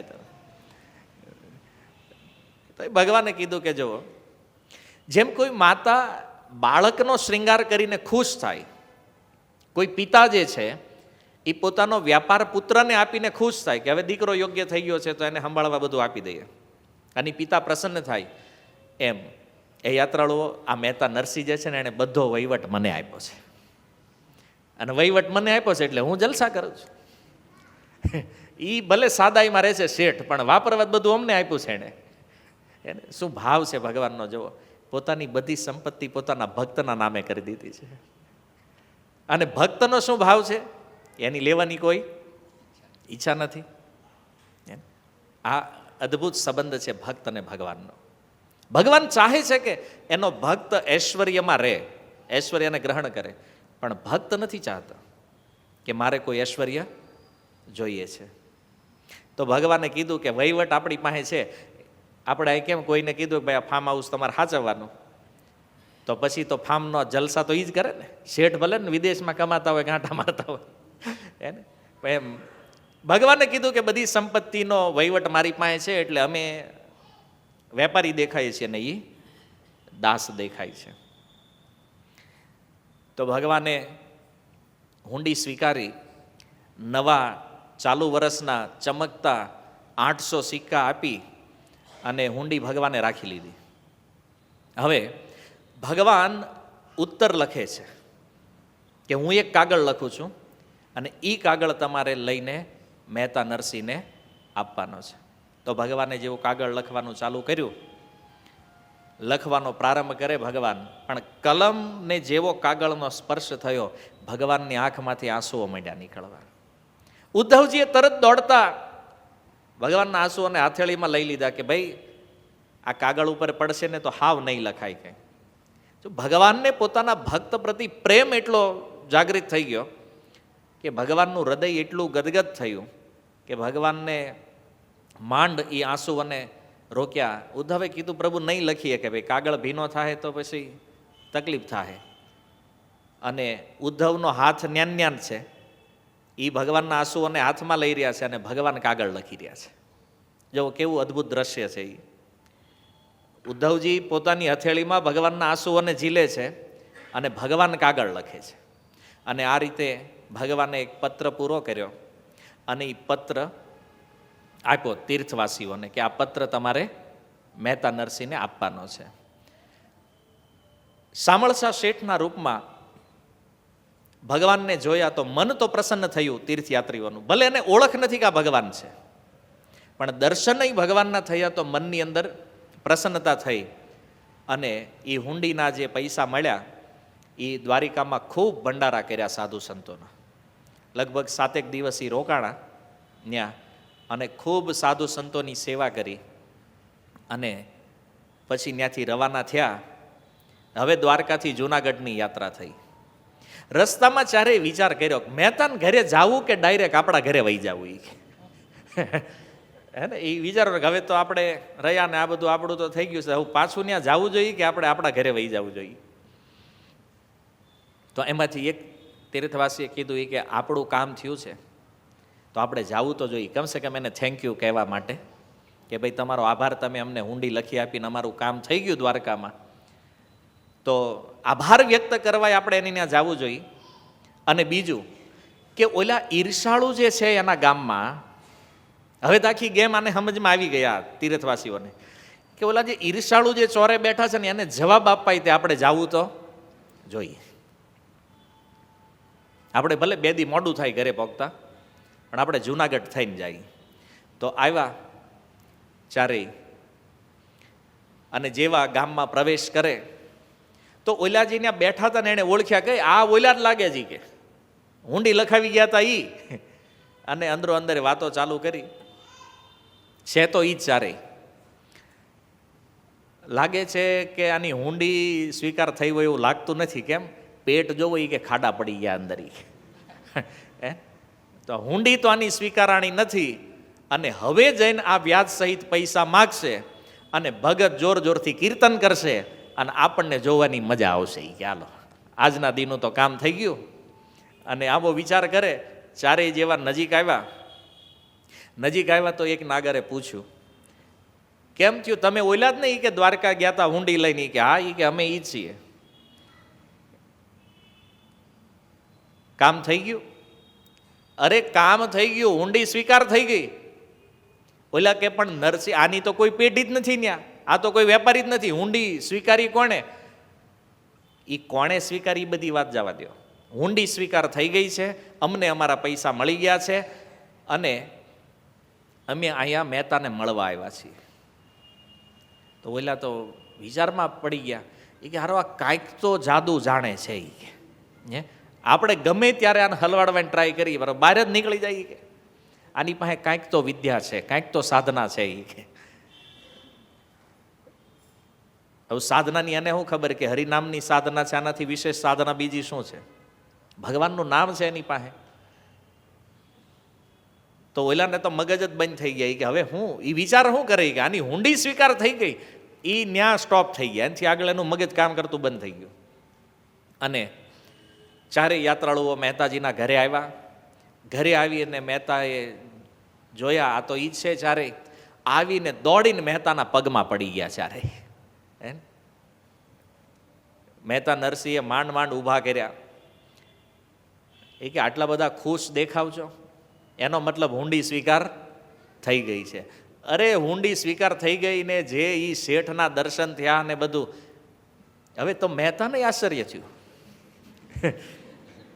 એ આપણે લખી હતી અને એનો સ્વીકાર થઈ ગયો, એ બહુ મોટી વાત છે. એટલે ચારેયને બધું આગતા સ્વાગતા કરીને બેહારીને કીધું માંડીને વાત કરો, હું થયું હું દ્વારકા ગયા. એટલે તો બધી એણે વાત કરી મહેતા નરસિંહને કે પહેલાં તો અમે ગયા તો પ્રિયાદાસજી લખે છે, દેખિયા એ શાહ દોરી મિલે ઉત્સાહ અંગ, વૈવ રંગ બોરે સંત સંગ કો પ્રભાવ હૈ, હુંડી લીખી દઈ દામ લિયો સો ખવાય દિએ, કિએ પ્રભુ પૂરે કામ સંતની સ્વભાવ હૈ. મહેતાએ પૂછ્યું દેખી આયે શાહ મતલબ વેપારીને જોઈ આવ્યા? તો ઓલા કે હા હું જોઈ આવ્યા. એ કે એવો ઉત્સાહ, એવો આનંદ અને શું એનું રૂપ, તમારો એ વાણોતર બાકી અદ્ભુત છે હોય કે. મહેતા કે વાણોતર? અરે વાણોતર ને ઈ શેઠ છે. તો કે ઈ કે તમે શેઠ છો. મહેતા કે ઈ બધી વાત જવા દો, પણ તમે ને ગયા તો શું થયું કે પહેલા તો અમને સામળસા શેઠ મળ્યા નહીં. આખો દી અમે તો ભટક્યા અને અમને તમારી ઉપર અવિશ્વાસ થઈ ગયો કે ભાઈ આ ખરેખર હુંડી છે કે પછી આપણને ઉલ્લુ બનાવ્યા છે આણે. પણ સાંજના ટાઈમે એ આવ્યા શેઠ, અને સાંજના ટાઈમે જ્યારે અમે એને જોયા શું અદ્ભુત રૂપ હતું એનું, અને એની હારે એના વાણોતર, અને પછી તો તમારી હુંડી જેવી આપી. તમારી હુંડીથી એટલા ખુશ થયા કે તરત જ અમને 800 રૂપિયા ગણી દીધા એણે. 800 કે હા 100 ઉપર એક્સ્ટ્રા આપ્યા ખાવા ખર્ચના. મહેતા કે એમ મનમાં વિચાર કર્યો કે કામ તો ભગવાને બહુ સારું કર્યું છે. અચ્છા પછી શું? પછી તો અમને થોડી મનમાં જિજ્ઞાસા થઈ એટલે અમે પૂછ્યું કે તમારી ક્યાંય દુકાન નથી, ક્યાંય પેઢી નથી, તો આ વ્યવહાર હાંકો જ ક્યાંથી? કે તો ભગવાન કે એ તમારા સામળસા શેઠ એ કે એણે કીધું કે મારી દુકાન જંગલમાં છે અને ત્યાંથી અમારો વ્યવહાર વહીવટ હાલે છે. અને પછી તો અમને દુકાને લઈ ગયા જોવા, અને હકીકત ભગવાન લઈ ગયા આને દુકાને. એણે કીધું ને જંગલમાં, એટલે આવડાની જિજ્ઞાસા કરી ભાઈ દુકાન છે ક્યાં તમારી? તો ભગવાન કે તમને મેં કીધું ને એકાંતમાં રહું છું. તો લઈ ગયા જંગલમાં, અને એ જંગલમાં એક સુંદર પેઢી ભગવાને બતાવી, અને જેવા દરવાજા ખોલ્યા ત્યાં તો હજારો મુનિમો કામ કરી રહ્યા છે, અને એક એકની પાસે કરોડના ઢગલા છે. આટલી અપાર સંપત્તિ જોઈને ઓલા ચારેયના મોઢા જ ખુલ્લા રહી ગયા. અંબાણી અને ખજાનો બેંક બેલેન્સ બતાવે કેમ થાય? અને આ તો ભગવાન છે એમ. તો અંબાણીમાં અમુકના મગજ બંધ થઈ જાય. તો જ્યારે ભગવાને એનું ઐશ્વર્ય બતાવ્યું, એટલું ધન ઓલા તો ભગવાનને થયું કે આઈનાને હેંગ ન થઈ જાય તો સારું હોય. તોય થોડા સ્વસ્થ થઈને પૂછ્યું આ કોનું છે? આ મહેતા નરસિંહનું છે. દેખાડ્યું કે આવડા મોટા વેપારી છે મહેતા નરસિંહ. કે આપણે એને હું માનતા હતા અને હું આ નીકળ્યા. અને એ કે પ્રભુ એવી દુકાન, એવું ઐશ્વર્ય, અમને આજ ખબર પડી કે તમે દેખાવ ભલે સાદા પણ તમે બહુ મોટા વેપારી છો. એ કે મહેતાન થયું આપણે દુકાન છે, આપણને આજ ખબર પડી કે આટલી બધી મોટી સંપત્તિ છે આપણી. તો ભગવાને એ દર્શન કરવાનું કીધું ને એકાંતમાં. પણ એ કે આ શેઠને કોઈ નથી ઓળખતું દ્વારકામાં, બોલો. તો એટલે ભગવાને કીધું તું એ કે કોઈ હરિદાસ મને ઓળખે છે તો આની તો લાઈટ થઈ નહીં કે ભાઈ આ સ્વયં ભગવાન છે તો એને એના ભક્ત જ ઓળખે ને. તો મહેતા સમજી ગયા જ્યારે આ વાત કરી ને કે એણે એવું કીધું કે કોઈ હરિદાસ જે છે એ મને ઓળખે છે, તો મહેતાને થયું ઠીક, શામળશા શેઠ ઈ દ્વારકાધીશ છે. જો કે એને સંશય નહોતો પણ કન્ફર્મ થઈ ગયો આની વાતથી. અને પછી એમણે એક પત્ર આપ્યો છે તમારા માટે, તો એ લઈ અને અમે અહીંયા આવ્યા છીએ. નરસિંહ મહેતા આટલું સાંભળીને એ રડવા લાગ્યા છે, હે ને. અને પ્રેમના કારણે જે અશ્રુઓની ધારા વહી રહી, ઓલા પૂછવા માંડ્યા કે મહેતા શું થયું, તમે કેમ રડો છો? એ કે હવે એ ઓલાને કેમ સમજાવવું કે ભાઈ તમે જેને શેઠ સમજો છો, જેને જોઈને આવ્યા એ ભગવાન. મહેતા નરસિંહ વિચાર કરે છે કે સ્વયં ભગવાનનું દર્શન થઈ ગયું તોય હજી આ એને શેઠ જ માને છે. એક તો દુઃખ મહેતાને એ હતું કે આને સાક્ષાત દર્શન થયું, કદાચ મારે દર્શન કરી લેવું જોઈતું હતું. એક તો વિરહ હતો ભગવાનનો, અને ઉપરથી આ લોકોનું દુર્ભાગ્ય મહેતા નરસિંહને દેખાય કે સાક્ષાત ભગવાનને મળીને આવ્યા અને તોય ભગવાનને ઓળખ્યા. બોલો, હજી તો એ શેઠની જ છાપ છે. આનો અર્થ શું છે જાણો છો? કે સ્વયં ભગવાન પણ કોઈની સામે પ્રગટ થઈ જાય તો પણ જીવ ભગવાનને ક્યારેય ઓળખી શકે નહીં. આ સંભાવના નથી ક્યારેય. જવો શામળશા શેઠ આવ્યા ને, નથી ઓળખ્યા તો એને કેમ? એટલે ગુરુની જરૂર છે, વચ્ચે ભક્તની જરૂર છે. આ ડાયરેક્ટ નહીં, સામે આવી ગયા. દુર્યોધનની સામે હતા પણ કોઈ કહેવા વાળું નહોતું કે આ ભગવાન છે. ન ખબર પડી. આણે આટલો વ્યવહાર કરી લીધો ભગવાન હારે, એને ખબર જ નથી કે આ ભગવાન છે, ઓળખ્યા જ નહીં. પણ એક વસ્તુની ઓળખ થઈ. નરસિંહ મહેતાની વાસ્તવિકતા એને ખબર પડી કે આપણે નરસિંહને માનતા હતા નાનો એવો ભગત છે, પણ આ તો મહાનથી પણ મહાન ભક્ત છે. આની જેવો કોઈ ભક્ત અત્યારના સમયમાં છે નહીં આ વિસ્તારની અંદર. તો એ તીર્થયાત્રીઓને એટલું તો ઓળખ થઈ ગઈ કે નરસિંહ જેવા ભક્ત ક્યાંય નથી. ભક્તની ઓળખ થઈ એટલે એણે નક્કી કર્યું કે આવા મહાન ભક્તને છોડીને બીજે ક્યાંય ભટકવું તો પછી આ તો જિંદગી ફેલ છે. હવે બસ આપણું છેલ્લું એડ્રેસ જુનાગઢ છે. અને એ ચારેય સંતો હંમેશા માટે નરસિંહ મહેતાને ત્યાં રોકાઈ ગયા જુનાગઢ. હવે આગળ જવું જ નથી કે, કારણ કે ખબર પડી ગઈ અહીંયા. અને મહેતા નરસિંહને થયું આનો મારામાં તો ભાવ આવી ગયો પણ ભગવાનમાં નથી આવ્યો. પછી મહેતા નરસિંહ આખી પોલ ખોલી. એ કે જુનાગઢ ગયા, શામળશા શેઠને મળ્યા, એના રૂપથી પ્રભાવિત થયા. બોલે હા, કોણ છે એ જાણો છો? એ શામળશા શેઠ સાક્ષાત દ્વારકાધીશ છે. અને ઓલા ચારેયના તો હું હાલ થયા હશે એ તમે વિચારો. સાક્ષાત ભગવાન કેવી રીતે? મહેતા કે હું કોઈ વેપારી નથી, મારી કોઈ પેઢી નથી, મારી કોઈ દુકાને નથી, આ તો તમે બહુ આગ્રહ કર્યો એટલે મેં હુંડી લખી. અને જેણે તમારી હુંડી સ્વીકારી છે ને એ કોણ છે? બોલે એ સાક્ષાત ભગવાન છે. અમે કેવી રીતે માનીએ?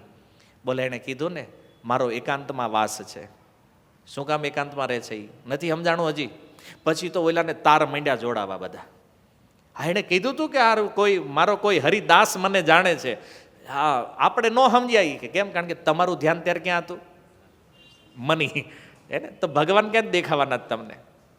તમારી તો વૃત્તિ જ ધનમાં હતી, નહીં દેખાણા. અને પછી આખી યાત્રાને પાછી રિવાઇન્ડ કરી માઇન્ડની અંદર ચારેય તીર્થવાસીઓએ. અને એ એક એક પ્રસંગને જોડતા જોડતા એને ખબર પડી કે ઓ સાક્ષાત દ્વારકાધીશ આવ્યાને આપણે ઓળખ્યા. મહેતાએ આખી પોલ ખોલી અને ત્યારે ખબર પડી કે ઓહો આપણને તો ભગવાન મળ્યા. પણ મહેતા કે આટલું બધું કીધું, આટલું હાવ સ્પષ્ટ ભગવાને પ્રમાણ આપ્યું, ત્યારે જ લાઈટ થવી જોઈએ ને. એ કે પણ ફાંદ જોઈને એમ લાગ્યું કે આ વેપારી જ છે. એ કે હે, ભગવાનને થોડી ફાંદ હોય. એ કે અને હકીકત જો ક્યાંય જોઈ તમે વિગ્રહમાં કોઈ જગ્યાએ ફાંદ છે, ભગવાનને નથી. એ કે આને હતી તો અમને એમ કે આ વેપારી છે. એ કે મગજ જ ન હાલ્યું કે આ ભગવાન છે. એ કે બોલો. પણ મૂળ વાત એ છે કે સંતોની કૃપા વગર આ થવાનું નથી. અને એટલે પ્રિયાદાસીએ જે લખ્યું છે કે સંત સંગ કો પ્રભાવ હૈ. આજે આખી લીલા થઈ છે ને એનું કારણ શું છે? નરસિંહ મહેતાના સંગતિનો પ્રભાવ છે. સંતોનો આ પ્રભાવ છે કે એ ભગવાન કૃષ્ણની ભક્તિનું દાન કરે છે. ચારેયના રોકાણા અને ચારેયને ભક્તિ આપી મહેતા નરસિંહે. ભક્ત બનાવી દીધા ચારેયને. અને ભક્તિને પામવાનો પણ આ જ એકમાત્ર ઉપાય છે. કોઈ ભક્તની શરણ લેશો તો ભક્તિ પ્રાપ્ત થશે. બાકી કોઈને એમ અપને આપ ભગત થઈ જાવું, હા, અપને આપ ભગત બનેલો ગમે એટલા તીર્થ રખડે, ગમે એટલા ધામમાં દર્શન કરે, એનું કાંઈ થતું. આ જોવો ચારેય દ્વારકા ભટકીને ભગવાનને મળીને આવ્યા તોય નથી કાંઈ થયું. તો આપણને શું લાગે છે આપણો મેળ પડી જાય એમના? અસલી ભક્તિનું સિક્રેટ જે છે ને એ ભક્તની અંદર છુપાયેલું છે, ભગવાનમાં નથી. ડાયરેક્ટ મંદિરોમાં બહુ દોડવાથી ભગવાનની પ્રાપ્તિ થાય એ સંભવ નથી, પણ કોઈ ભક્તના આશ્રયમાં વયા ગયા તો ભગવાન મળશે, આમાં કોઈ સંશય નથી. ભાગવત પ્રમાણ છે. જેને જેને નારદ એકવાર મળ્યા ને એને ભગવાનનું દર્શન થઈ ગયું. જો ધ્રુવ, પ્રહલાદ, નળકુંવર, મણિગ્રીવ જોઈ લો, કેટલા ઉદાહરણ છે ભાગવતની અંદર. ભગવાનને પામવાનો શોર્ટકટ ભક્ત છે. અને આ ખબર નથી લોકો, અમારે ભક્તો હારે નથી રહેતો, એકલા અમે પોગી જાવ, જાઓ આંટા મારો તીર્થોમાં. કવિરાજ ગોસ્વામી કહે આવું જે ભજન છે ને, સાધુ સંગ વગરનું જે ભજન છે, બહુ જન્મ કરી યદિ શ્રવણ કીર્તન તબુ ન પાય કૃષ્ણ પદે પ્રેમ ધન. અનંત જન્મ કરી લો સાધનાઓ. જેને ભરોસો છે પોતાની માળા ઉપર, પોતાની સાધનાઓ ઉપર, અમે કરી લેવું, મંડો ફેરવવા. અનંત જન્મોમાં પ્રેમ નહીં મળે, પણ એક વાર જો કોઈ ભક્તને શરણાગત થઈ ગયા તત્કાલ ભગવાનની પ્રાપ્તિ કરાવી દેશે. આ ચારેયને ખબર હતી કે અમને ભગવાન મળવાના છે. આ મહેતાના સંગથી એને પ્રાપ્ત થયા છે. એટલે ભક્તિ કેવલ ભગવાનના ભક્ત આપીએ કે શાસ્ત્ર પ્રભુપાદ વારંવાર એટલે નથી લખતા કે સાધુ સંગ સર્વશાસ્ત્ર કહે, લવ માત્ર સાધુ સંગ સર્વસિદ્ધિ હોય. અનંત જન્મનું ભજન એક બાજુ અને ભગવાનના ભક્તોની સંગતિ એક બાજુ. આ સાધુ સંગ જે છે ને એ સિક્રેટ છે ભક્તિનું. દુર્ભાગ્ય જેવા કળિયુગમાં આપણે જોઈ રહ્યા છીએ, લોકો આનાથી દૂર ભાગે છે. સાધુ સંગ છે ને પછી પ્રશ્ન પૂછે અમારી પ્રગતિ કેમ નથી થતી? અનંત જન્મમાંય નહીં થાય ભાઈ. જ્યાં સુધી પોતાના સાધનનો અભિમાન છે, પોતાની સાધનાનો અહંકાર છે, પ્રગતિ સંભવ નથી ક્યારેય. કારણ કે એ પોષણ ક્યાં જાય છે? અનર્થોને જઈ રહ્યું છે. આમાં ભક્તિ નહીં મળે. ગોસ્વામી કહે છે સબ કર ફલ હરી ભગતિ સુહાઈ, સો બીનું સંતન કાહુ પાઈ.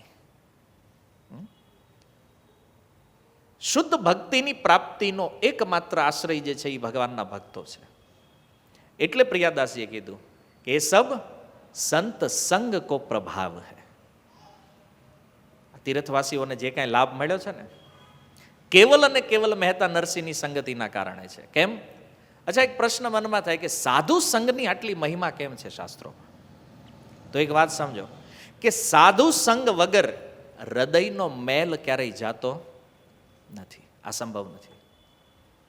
અને એટલા માટે શ્રીમદ ભાગવતની અંદર પ્રહલાદ મહારાજ ભગવાન નરસિંહદેવને કહે છે તવ નરસિંહ વિરંચ ગીતા, કે છે પ્રભુ તમારી લીલા કથાઓનું ગાન પણ ફળ ત્યારે આપે જ્યારે ભક્તોના સંગમાં પ્રીતિ હોય.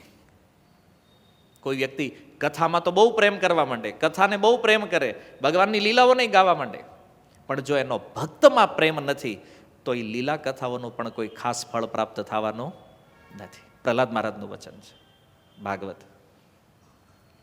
જો એક એક સિદ્ધાંત વિચારણીય છે. આજકાલ લોકો નહીં હવે તો આપણી મતિ ભાગવતમાં લગી ગઈ, હવે કોઈની જરૂર નથી. ભક્તની અંદર પ્રેમ નથી ત્યાં સુધી બધા જ સાધનો વિફળ છે, બધું જ.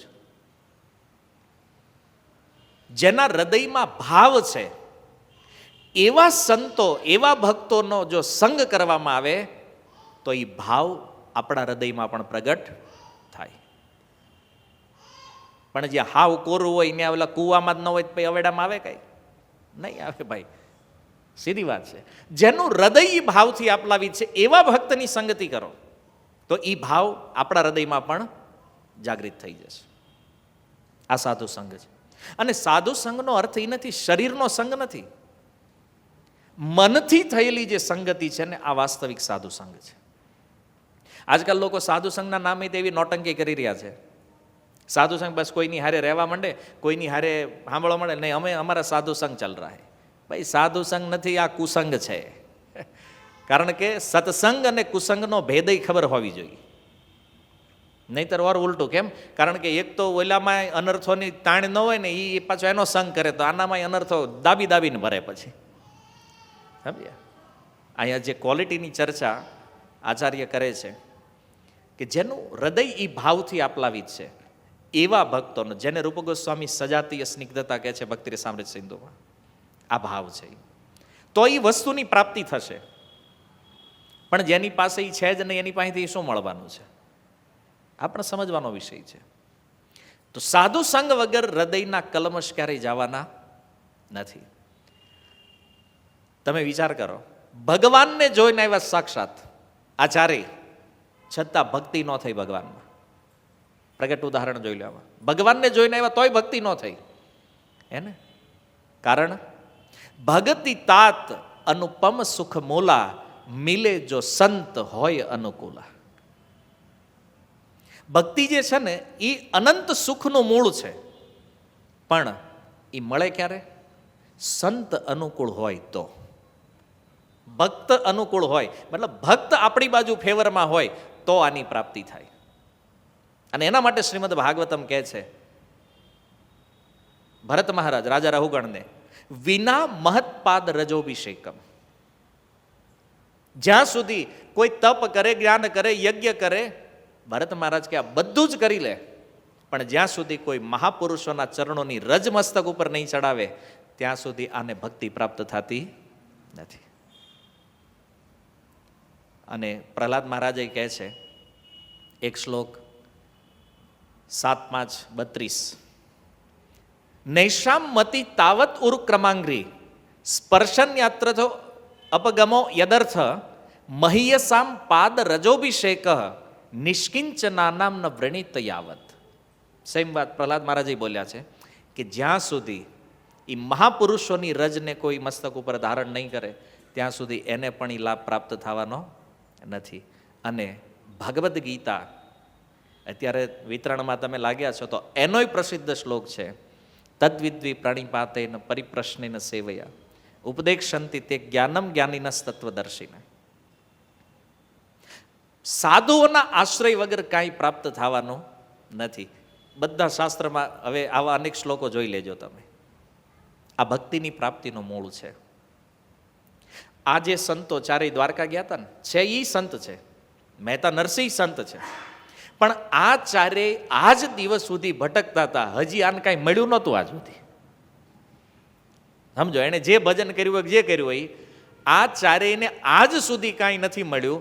ભગવાન સામે હતા છતાં કાંઈ ન મળ્યું. ભક્તિનો રંગ ત્યારે પામ્યા જ્યારે એ જૂનાગઢથી પાછા આવ્યા અને મહેતા નરસિંહને મળ્યા ત્યારે. આખી કથાનો સાર અહીંયા છે. સમજ્યા? હુંડી ભગવાને લઈ લીધી, આ કર્યું, એ મૂળ વસ્તુ નથી. મૂળ વાત એ છે કે આ ચારેયને જે પ્રાપ્તિ થઈ એ ક્યાં થઈ છે? રિટર્ન જૂનાગઢ. જો દ્વારકા ધામય છે અને દ્વારકાધીશ સાક્ષાત છે, તોય કાંઈ મળ્યું નહીં, કોરે કોરા પાછા આવ્યા. આ ભક્તિ રસ પ્રાપ્ત થયો જ્યારે પાછા મહેતાને મળ્યા છે. તો આની પહેલા મહેતાને મળ્યા હતા, દ્વારકા જતા પહેલાય મહેતાને મળ્યા હતા, બરાબર. પણ આજે મળ્યા અને ત્યારે મળ્યા, આ બેયમાં બહુ અંતર છે. પહેલા એ જ મહેતા નરસિંહ મળીને કહેતા ને, પણ ત્યારે વાત એ હતી કે એનું માઇન્ડ કોઈ પ્રકારે ભક્તિ માટે કે ભગવાન માટે નહોતું, એને તો હુંડી લખાવાની હતી ખાલી.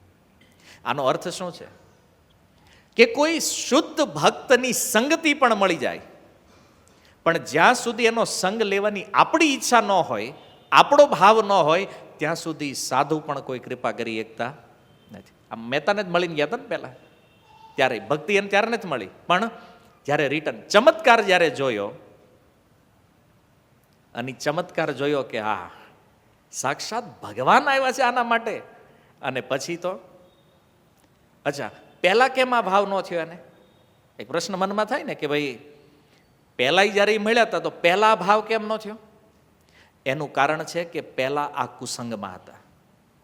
અચ્છા, આ કોના કુસંગમાં હતા? ચારેય તીર્થયાત્રીઓ એ કુસંગમાં હતા નાગર બ્રાહ્મણોના.